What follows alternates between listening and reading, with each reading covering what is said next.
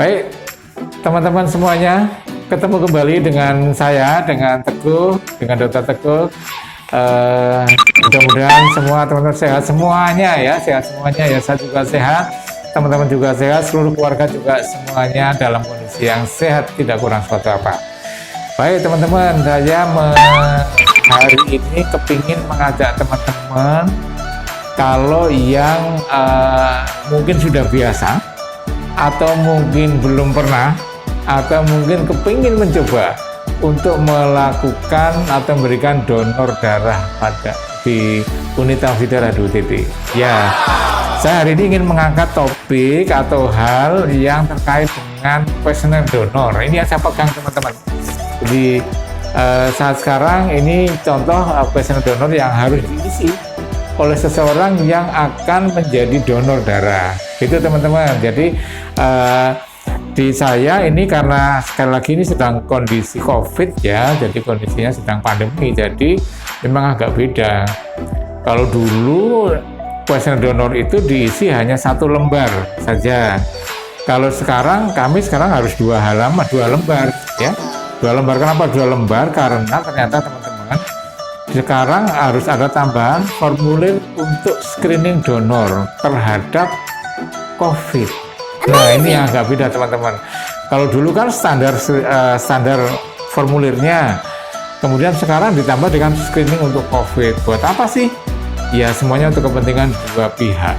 Kalau dua pihak, iya pihak donornya ya pasti akan ada manfaatnya, apalagi juga pihak pasiennya yang nantinya akan menerima darah dari para teman-teman donor. Itu teman-teman. Jadi di formulir screening ini mungkin di beberapa daerah tidak selalu sama persis ya teman-teman ya, jangan kaget, mungkin tidak sama persis, tapi ini salah satu contoh yang mungkin bisa dijadikan beberapa hal kita bahas secara yang penting-penting saja, nggak usah semua, nggak usah keseluruhannya ya, tapi yang kira-kira menarik atau penting kita bahas sedikit. Dan itu sekali lagi mungkin tidak persis sama dengan di teman-teman di daerah yang lain di Indonesia, apalagi di luar, tentu beda ya. Baik teman-teman, jadi di formulir screening donor ini yang untuk COVID itu ada beberapa pertanyaan intinya. Pertanyaan-pertanyaan yang memang dikaitkan dengan risiko seseorang mungkin atau dicurigai sedang menderita COVID. Ya mudah-mudahan sih enggak, tapi ini memang prosedur yang harus dijalani, harus dilakukan gitu ya teman-teman. Ya teman-teman, ini di sini ada beberapa informasi-informasi yang harus kita isi, dan kita mesti jujur. Kita nggak boleh bilang nggak jujur, kita mesti jujur, karena itu kan memang diharapkan kejujuran kita untuk mengisi. Contohnya misalnya akan ada pertanyaan yang kita isi, kita nggak menjawab susah, kita hanya nyontreng saja, iya atau tidak tahu gitu. Misalnya apa? Misalnya kondisi atau keluhan yang demam gitu. Kalau enggak ya kita jawab tidak, contoh tidak. Kalau iya ya kita jawab iya. Toh nanti suhunya diukur juga misalnya ya. Kemudian riwayat demam sebelumnya mungkin ada keluhan lain kayak batuk, kayak pilek, kemudian sakit di tenggorokan, kemudian mungkin sesak nafas, kemudian ada rasa nyeri di kepala, nyeri di otot, kemudian rasa yang lemah, kemudian diare, muntah. Ada beberapa pertanyaan. Ya mau nggak mau teman-teman kita harus mau menjawab ini, karena itu kepentingan semua ya. Ya kepentingan kita sebagai calon pendonor maupun kepentingan pasien. Kita tinggal nyenterang saja. Iya atau tidak, atau mungkin tidak tahu ya kita jawab tidak tahu, nanti akan dikonfirmasi. Kemudian penyakit lain misalnya apakah kita menderita penyakit hipertensi, apakah kita memiliki penyakit paru-paru, kita centang saja gitu ya teman-teman. Jadi ini memang pertanyaan-pertanyaan yang ditujukan untuk menetapkan apakah donor nantinya layak atau tidak gitu. Kemudian yang lainnya adalah misalnya riwayat kontak, ditanyain juga di sini teman-teman. Jadi misalnya apakah dalam 14 hari terakhir kita memiliki riwayat perjalanan ke luar negeri misalnya. Buat apa sih ditanyain? Ya ini kan terkait dengan kontak. Kita dengan bepergian otomatis memiliki risiko kontak dimanapun.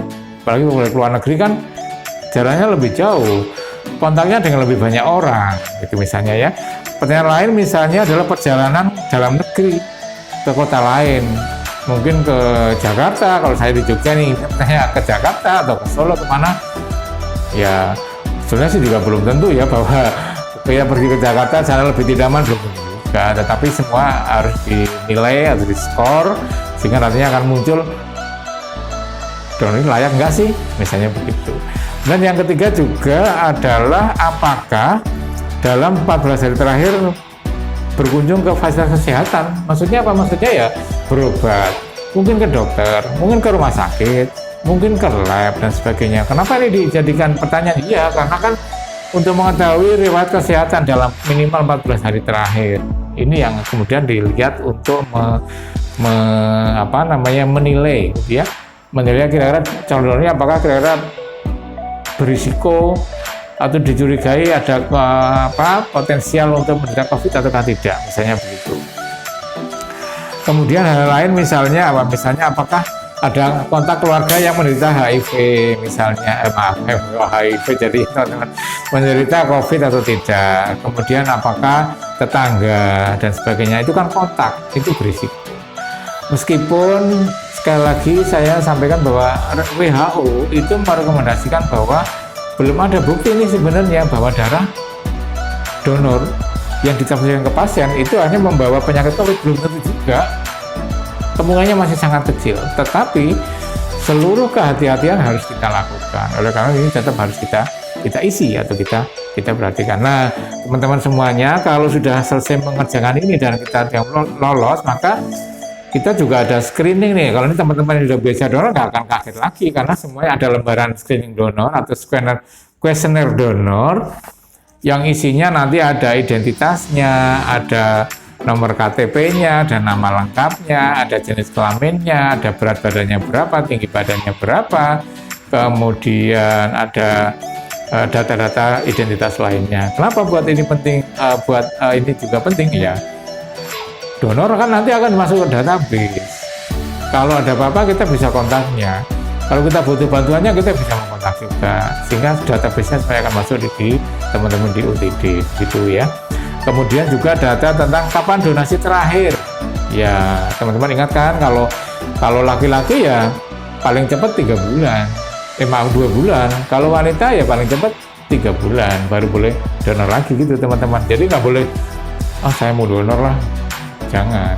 Saya baru sebulan mau donor, saya kepingin donor.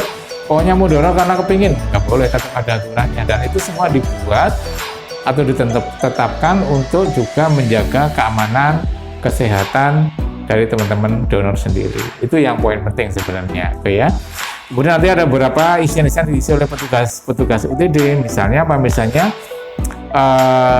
kadar hemoglobinnya itu kan diukur, pasti diukur, nanti akan dituliskan mungkin misalnya berapa, karena kan ada batasan minimal, batasannya adalah 12,5. Kemudian tekanan darahnya berapa, golongan darahnya apa, nanti akan diukur. Saya nggak tahu golongan darah, nggak, nanti akan diukur lagi, akan diperiksa lagi di UTD, nggak usah khawatir ya teman-teman sekalian.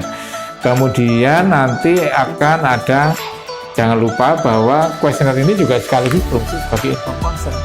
Maksudnya nanti donor harus tanda tangan bahwa dia memang sudah bersedia untuk memberikan darahnya untuk didonor dan diberikan kepada pasien kita. Itu yang poin utama. Nah, kalau di halaman belakang, teman-teman, saya ingin cerita sedikit saja bahwa ini pertanyaannya ada banyak. Ada 41, saya nggak akan ngasih.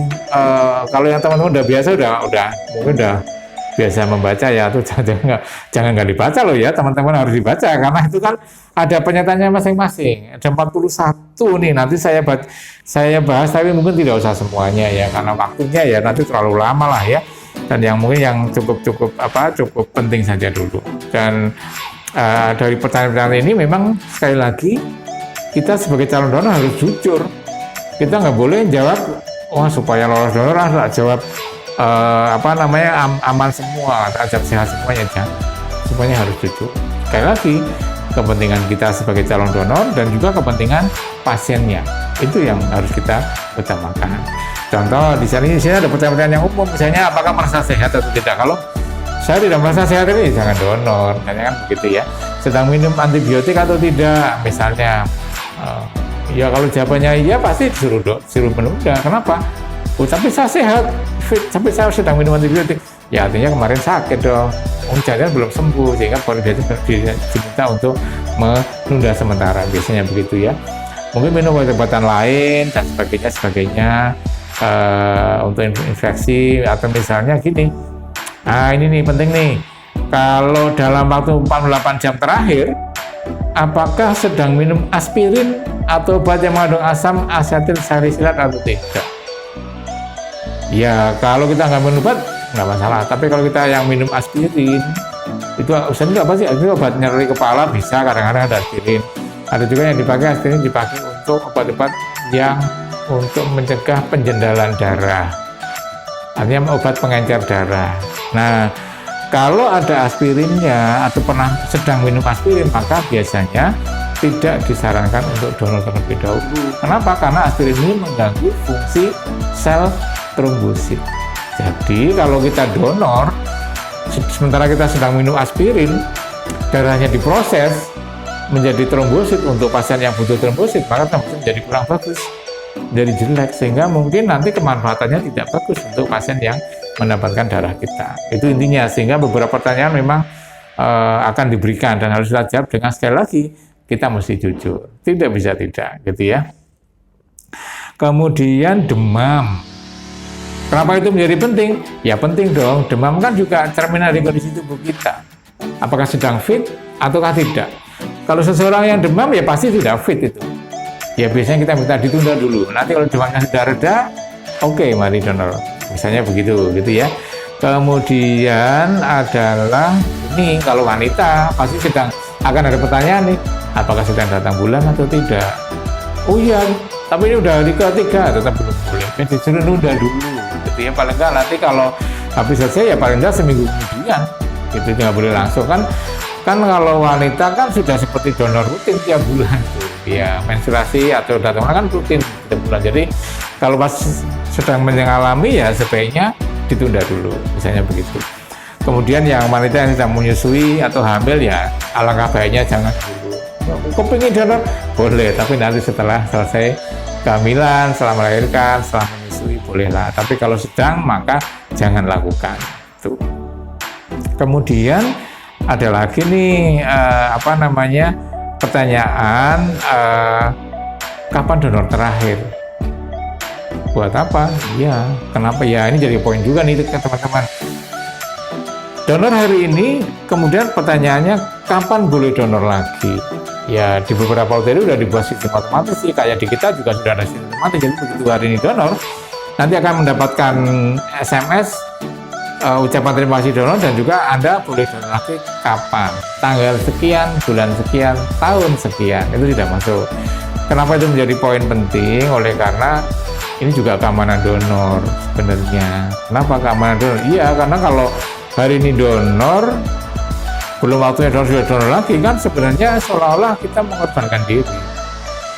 Darahnya sekarang diambil, belum pulih penggantiannya, belum kembali ke posisi normal, sudah diambil lagi, ya risiko bagi donornya. Nanti malah donornya menjadi sakit kemudian. Ini yang harus dihindari teman-teman. Itu kenapa itu menjadi poin yang dipertanyakan. Nah termasuk ini nih, apakah dalam waktu katakanlah 8 minggu menerima vaksinasi atau suntikan lainnya, ini juga penting. Khusus vaksinasi teman-teman, nanti pada sesi tayang lain saya akan cerita tentang vaksinasi COVID ya, nanti ke donor bagaimana ya, apakah boleh atau tidak, nanti saya akan cerita secara lebih jelas ya, lebih gamblang. Nah, ini vaksinasi secara keseluruhan, termasuk adalah injeksinya.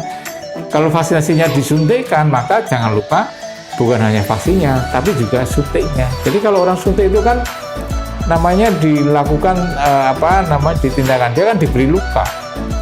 Ada jarum yang masuk.